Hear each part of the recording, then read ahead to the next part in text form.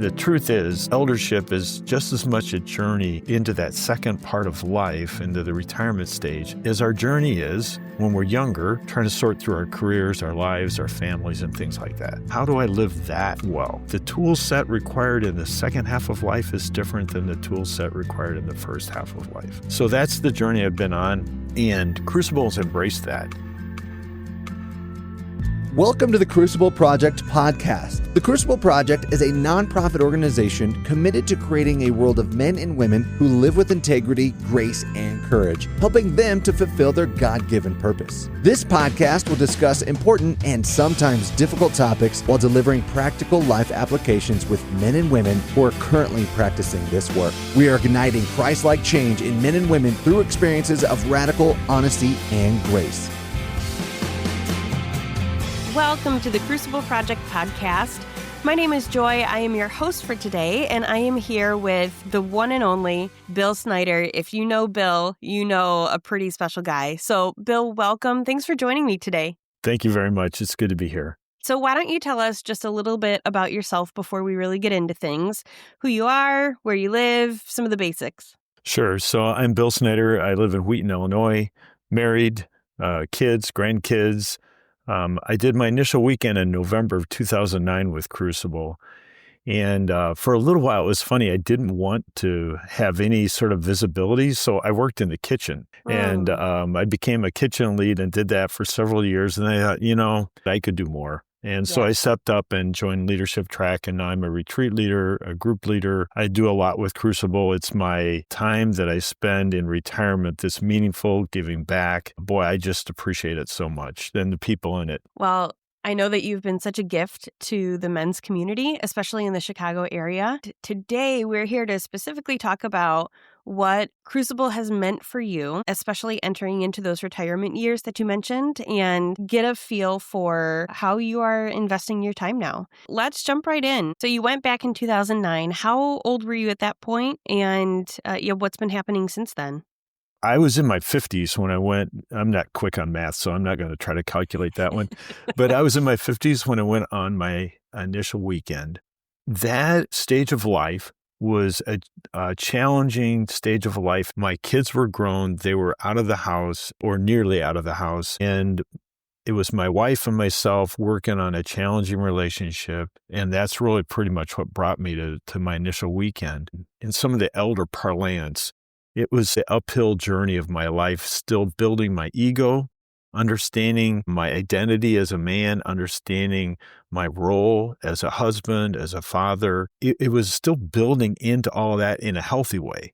The Crucible really enabled that so well. The soul work that we do in Crucible is so foundational for so much of our spiritual journey, personal identity, and it translates so well into work and home and family. That was where I was building. I was growing. It was sort of unscrambling some of the wounds and messiness of the earlier years in investing going towards the future to finish my working career in that stage of my life, to finish that well. So then retirement hit. Retirement is a fun stage of life for me and for many of us, but it can also be a confusing stage of life where it's like, wow, I worked really hard. I did all this stuff. Now what do I do? And so even as I was anticipating my retirement, it was funny. At work, I didn't want to be distracted by thinking about retirement when I still had work to do. So I created a spreadsheet and I started listing the things I wanted to do in retirement. I'd started about 6 months before my retirement, and by the time I retired, it was like a 2-page spreadsheet with all the things I wanted to do.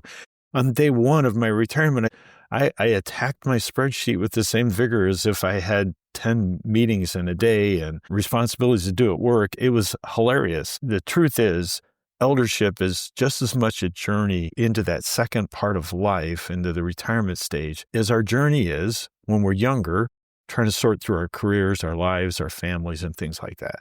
I've invested a lot of time since retirement, a little bit starting before, at looking at that whole second part of life, which we call the elder journey, and how do I live that well? I already worked hard in the first half of life to live that well, but the tool set required in the second half of life is different than the tool set required in the first half of life. So that's the journey I've been on. And Crucible has embraced that. We had in Crucible the role of elder on all of our initial retreats. And the elder was there at a spiritual and personal level to be present so that men who were participants or staff knew that there was spiritual oversight, that there was somebody there who cared, who was praying, who was engaged. What I'm talking about is not that. That's a specific role on the retreats. Right. Also, we've all heard of elders in churches, and it's not that either. This is more of an anthropological view of what happens during that stage of life. Anthropologies divide life, two halves, four quarters, all of these different ways of looking at how we live our life and how sociologists sort of perceive that. But it's very interesting. I learned recently that up until about 100 years ago, people's lifespan was close to 50 years old. So wow. in the 1920s and 30s, people were working until they were 49 or 50 and dying. There was no retirement. So this idea of retiring and now living 10, 20, sometimes even 30 years after retirement, it's something that's emerged in the last 100 years in our culture and our world. This is a new phase of how do we live? How do we live intentionally and purposefully? Well, that's what I've been working on with Crucible, outside of Crucible, to just be on that journey to live that part of my life well, in the same way that I was intentional and attempted to live the first part of my life well.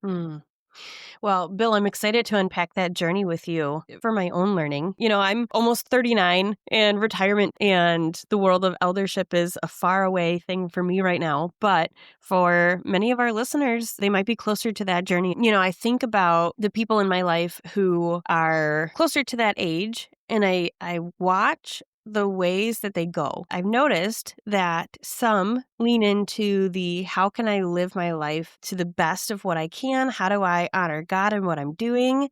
And how do I really embrace this next season so that I'm living my life well? And then there's the other ones who just kind of bury their head in the sand. It feels like I did my hard work and now it's my turn to just sit back. They get stuck, and it leads to broken relationships and difficult encounters with others and life of just staying home and being isolated. Share with us what the journey has been like for you and what you've noticed from others around you as you've started to do that. During my post-initial weekend time, I joined Crucible's 2-year program and attended all the retreats that were part of that program. One of them was Life Mission. So Life Mission is more about how to live intentionally with the gifts and abilities you have, how to be a person of integrity, and how to grow your character during that time. So Life Mission during that first stage of life really had me thinking about what kind of world do I want to create? What kind of influence do I want to bring to people that I care for and love? How do I do that at work and at home? I think the foundation started there for me to be very intentional and thoughtful and mindful and present about how I engaged with people around me. Then as that continued and retirement approached, I started reading some books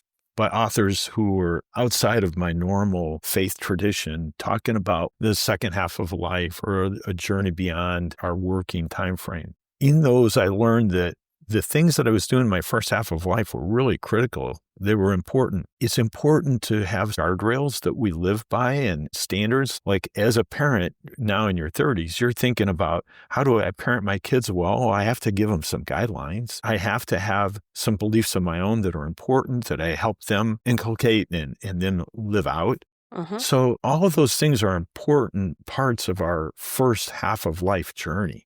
And if we don't have them, then in the second half of life, it's as if you're taking a trip down a road and then it opens up into a field that's big. If you haven't got the road that's guiding you towards the field, you stay on the road, still looking for the field. For me, when I got to the field, I had enough clear markers, boundaries, guidelines, guardrails, however you want to call that now from there, it could launch me into this place where I could start looking at the world a little bit differently, open up and see like, wow, there's more out there than just the road. But the road had to be straight and narrow to get me to where I was going. It had to be clear. That foundation, that stage of life, all of that is really important.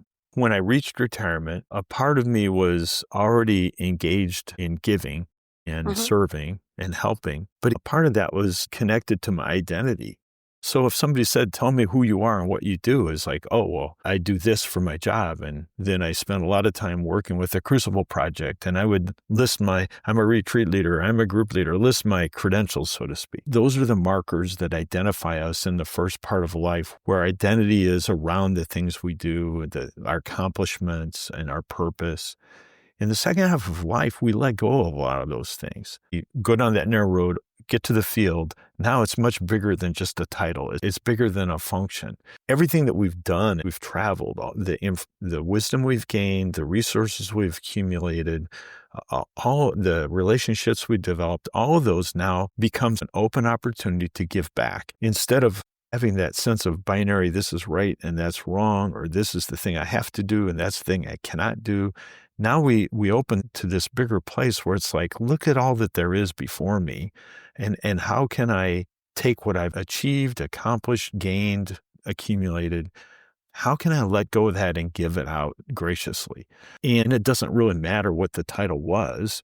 What matters is, how do I give that well now? So in family context, it's how do I love my kids and grandkids? In a non-work situation, it's how do I use my time and resources to bless other people, to help them grow? Even if we've gotten to the point of retirement and all we're thinking about is golf and pickleball, I think it's still possible to step back from that and say, wait a second, is there more? And what else could I do? What we're doing in Crucible has now created an elder retreat.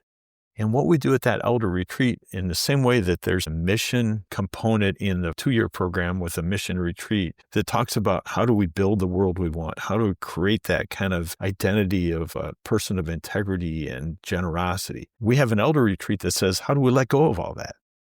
How do we enter into that space of retirement with grace and wisdom and compassion?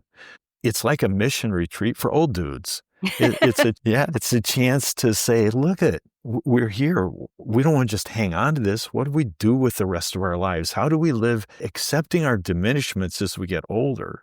And yet still gracefully and graciously giving what we do have, in a way that serves and makes other people's lives richer and more meaningful. That's a fun space to be in right now. It's a delightful space to be in. Yeah, that's really cool.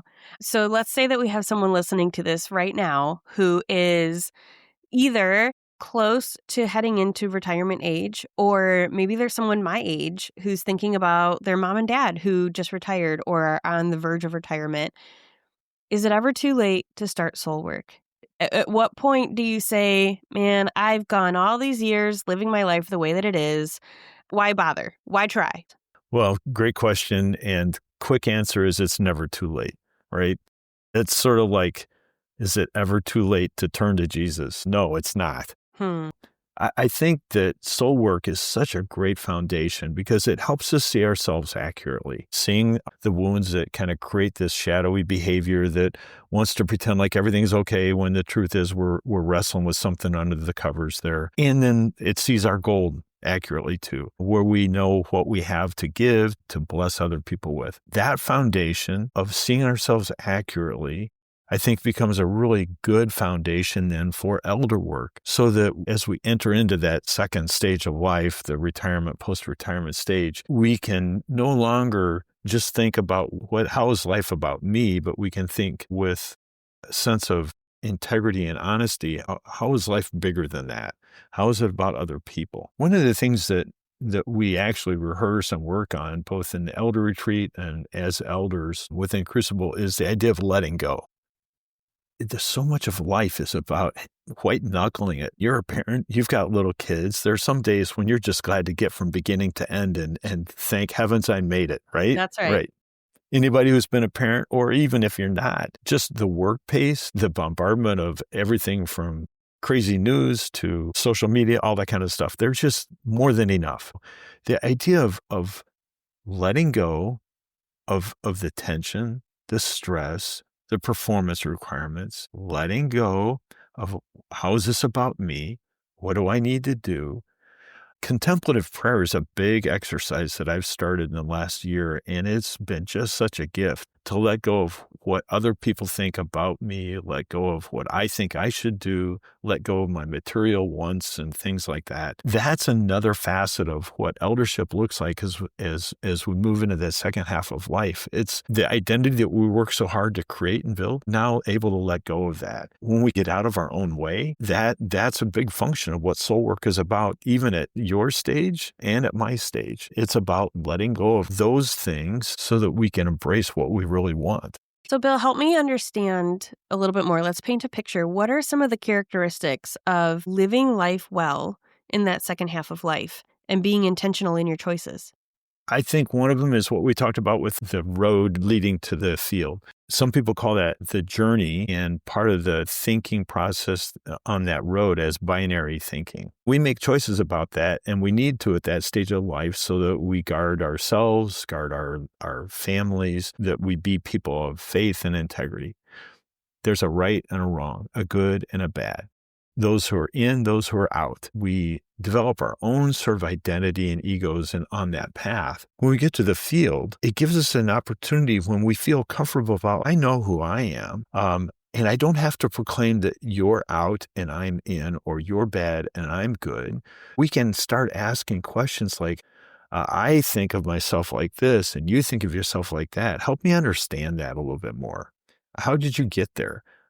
What is your thought process? Yeah.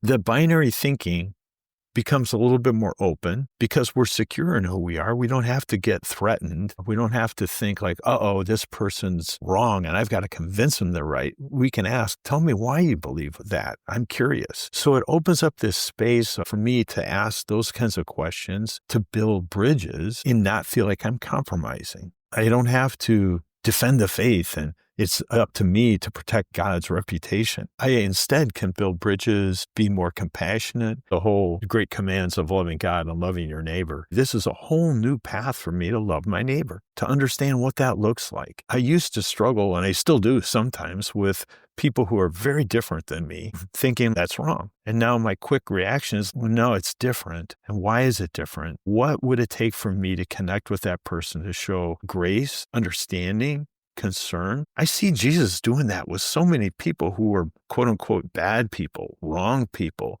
people who didn't do the right thing, act the right way. And it's really a tender time for me to try to see beyond the behaviors, beyond that superficial stuff that I used to measure. And part of it was how I measured myself. But I mean, looking beyond that, to be able to see the heart of the person. Yeah.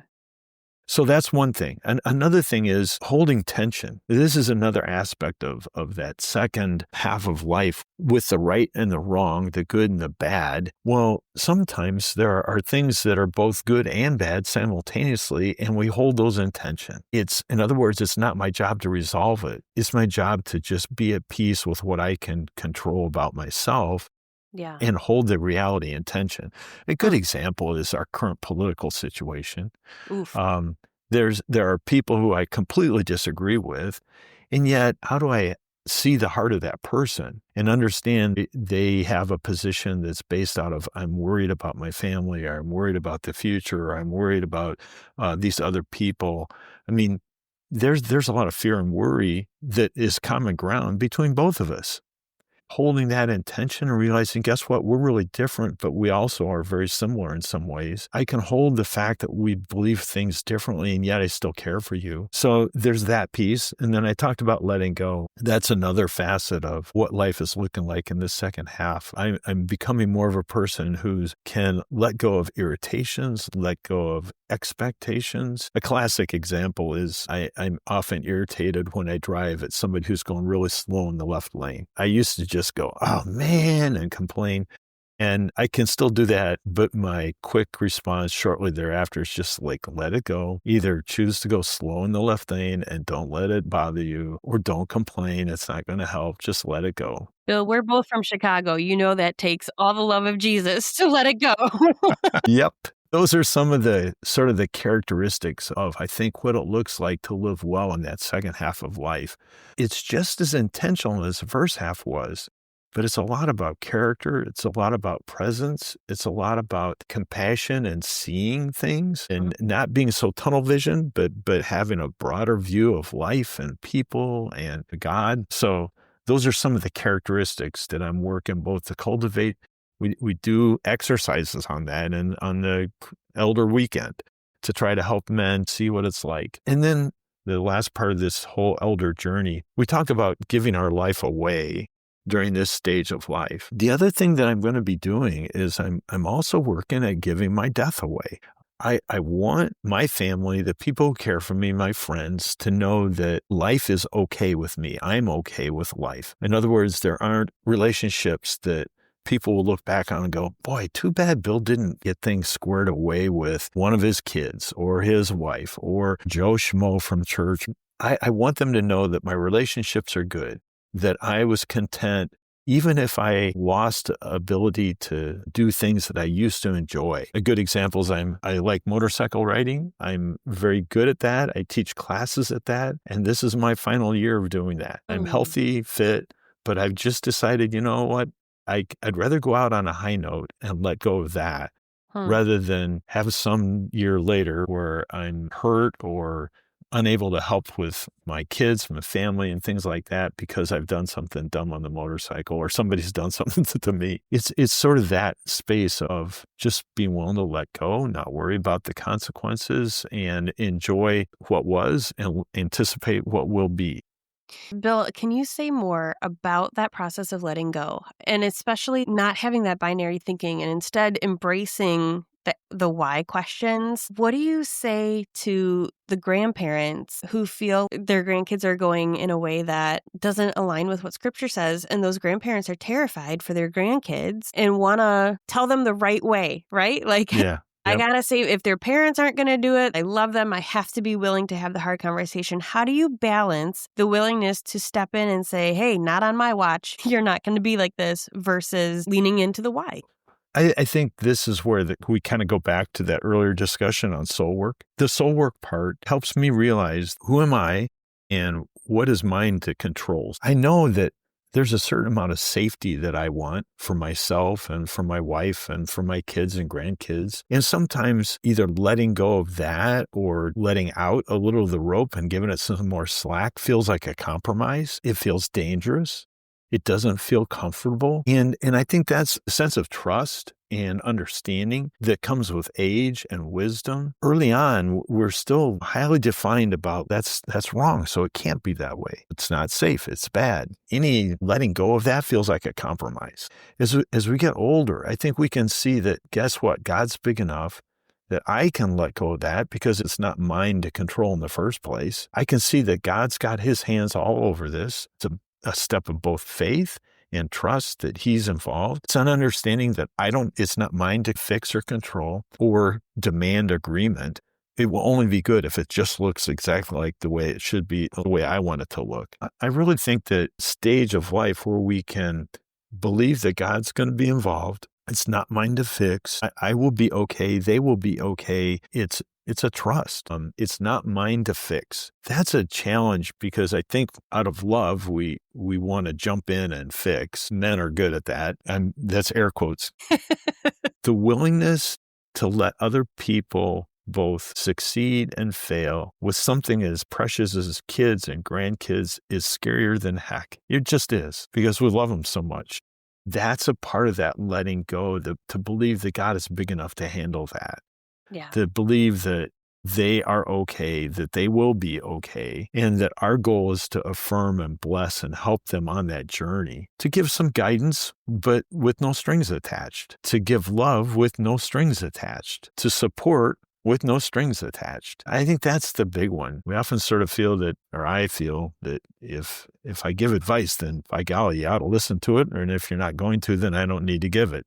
Well, the latter was probably true in the first place. Well, I've watched friends walk through difficult things with their parents, and especially now that my friends are our kids are getting to the age where grandparents have a greater influence and the kids are reaching the spread your wings. When they're 3 and 4, life is pretty simple. But when they're getting into those teenage years, it can feel like the difference of life and death. It can feel like the difference of eternity versus, man, you're really going the wrong way here. Something you said that stood out to me is starting that soul work journey. It's as you advance in that journey, as you lean more into understanding who you are and the parts of your story that make up how you see the world around you, you can have better clarity in how to love and serve the people in your life through leaning into the hard stuff. Yeah. When I think about what really is God's heart, showing love, showing compassion, being kind to people who are not deserving of that, I just think that's exactly what God wants from us. And I'm more and more leaning into that at this stage of life, being able to bless instead of demand, to give instead of want something back. That's really the important part of what eldership looks like. It's a quality of life that helps the world and the people who will be here after we're gone be in a good place. There's plenty of accusations, you're doing it wrong, criticism, you got to do it better. There's tons of that kind of stuff going on. And this stands in the face of that, completely opposite. Absolutely. Yeah. I'm in the season of recognizing that the older I get, the less I know. Yeah. And my goodness, I need people who are 20 and 30 years down the road ahead of me to help me figure out how to navigate this season well, because it's hard. It's hard for all of us, right?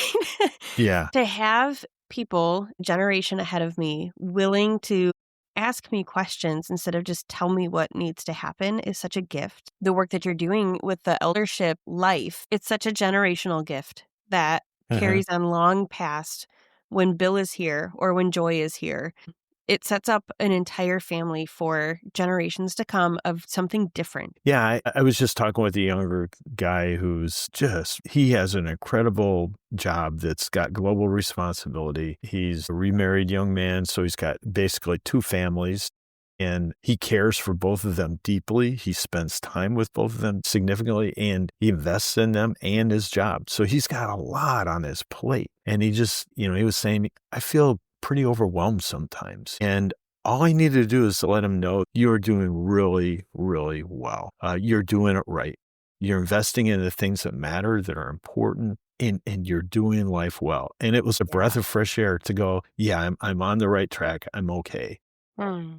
And I think the world needs a lot of that. And elders can bring that with a sense of grace. And yes, I too have been in a challenging situation. Yes, I too have gone through hard times. And guess what? You're doing great. You're right on track. You're where God wants you. You're doing just a fantastic job. Keep up the good work. I mean, how many times do you hear that a day? Right. Not enough, right? Yeah. Well, so Bill, where do elders get that? Who do you go to for someone to tell you, Bill, you're doing a good job. You're really investing in something that matters. This is important and you're on the right track. Where do you get it from? Well, I have an elder community and a bunch of other brothers within Crucible. I have a small group of close peers that help me keep on track and that bless me for the work that I do or encourage me to keep on doing it. One of the things that I've spent more time on in the last several years is mentoring other people so that I can let go of my responsibilities and empower them to do their things, whether it's retreat leadership, group leadership.